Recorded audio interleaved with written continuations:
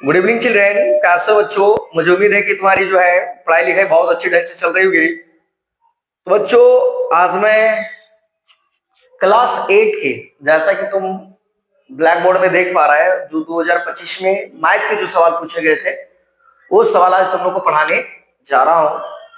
इसमें तुम्हारा क्वेश्चन जो रहने वाला है, नंबर ऑफ क्वेश्चन वो 1 से लेकर 50 सवाल रहेंगे। तो एक एक सवाल को मैं बहुत अच्छी तरह से एक्सप्लेन करते हुए जाऊंगा और एक एक क्वेश्चन को मैं चाहूंगा कि क्लैरिटी करते जाऊं, क्लियर करते जाऊं, ताकि तुम्हारी समझ जो है विकसित होती चली जाए। तो पहला सवाल देखोगे, मैथ के सवाल कैसे थे? मॉडरेट सवाल कही जा सकती है, ना तो ज्यादा भारी ना तो ज्यादा हल्का, मतलब बीच में कह सकते हो। तो देखोगे पहला सवाल तुमसे से पूछा गया था, सबसे छोटी पूर्ण संख्या क्या है? तो तुम्हें पता है कि जीरो सहित प्राकृतिक संख्या, जीरो सहित प्राकृतिक संख्या के समूह को हम लोग क्या कहते हैं? पूर्ण संख्या कहते हैं।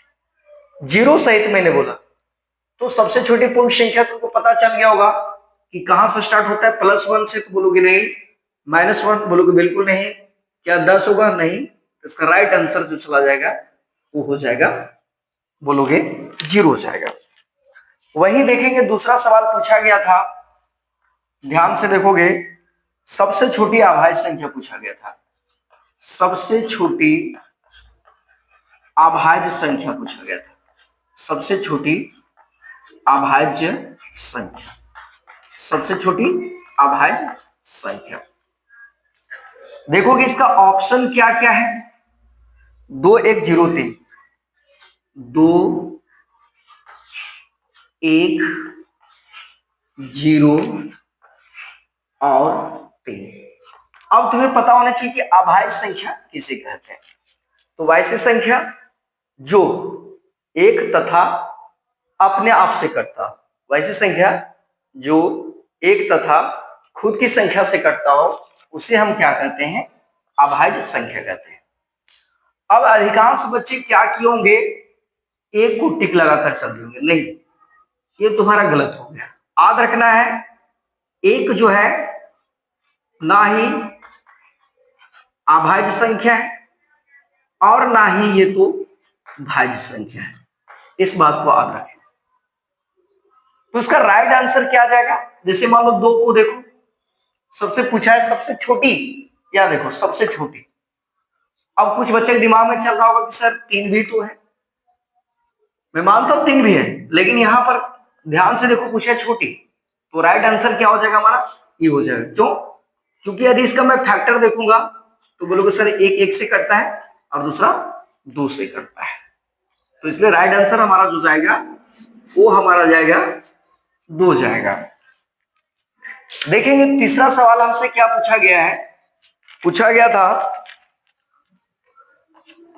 16/-24 का योज्य प्रतिलोम पूछा गया था। योज्य प्रतिलोम पूछा गया था 16/-24। अब देखो इसका ऑप्शन देखो क्या क्या डाला हुआ था। 2/-3, बी नंबर में देखोगे 2/3 दिया है, सी नंबर में देखोगे 3/2 दिया है, और डी नंबर में देखोगे -3/2 दिया हुआ है। अब इसको समझो, योज्य प्रतिलोम। योज्य प्रतिलोम में जो की पॉइंट्स जो तुम्हें ध्यान में रखना है वो है चिन्ह परिवर्तन। क्या है? चिन्ह परिवर्तन। चिन्ह परिवर्तन मतलब यदि प्लस है ये माइनस हो जाएगा, और माइनस है तो ये चीज जो है प्लस हो जाएगी। तो यहां पर जो फोकस तुम्हें देना है कि सर प्लस रहेगा तो माइनस हो जाएगा, और माइनस रहेगा तो क्या हो जाएगा? प्लस हो जाएगा। अब देखो माइनस डाला हुआ है, तो मैंने क्या बताया कि योज्य प्रतिलोम में क्या होता है? चिन्ह परिवर्तन होता है। प्लस रहेगा तो माइनस हो जाएगा, और माइनस रहेगा तो प्लस हो जाएगा। तो देखो माइनस है तो जाहिर सी बात है इसका आंसर कौन हो सकता है? प्लस वाला हो सकता है। क्योंकि माइनस और यहां पर भी माइनस दिया है, तो माइनस वाला बोलोगे सर कदापि नहीं हो सकता, जो जो माइनस है उसको हटा दो। अब बचा प्लस वाला ये और प्लस वाला ये, तो फिर कैसे निकालेंगे, इसको काट कर देख लो। 16 बटा कितना है -24, इसका योज्य प्रतिलोम कितना होगा, माइनस है तो प्लस, अर्थात 16 बटा क्या हो जाएगा 24। अब इसको काटो, 4 छक 16, 4 छक 24, 2 दूना 4, 2 तिया 6। राइट आंसर कितना जा रहा है, तो बोलोगे 2/3 जा रहा है, 2/3। तो सही जवाब क्या हो जाएगा हमारा, तो बोलोगे सर 2/3 हमारा सही जवाब होगा। वही हम लोग देखेंगे अगला सवाल।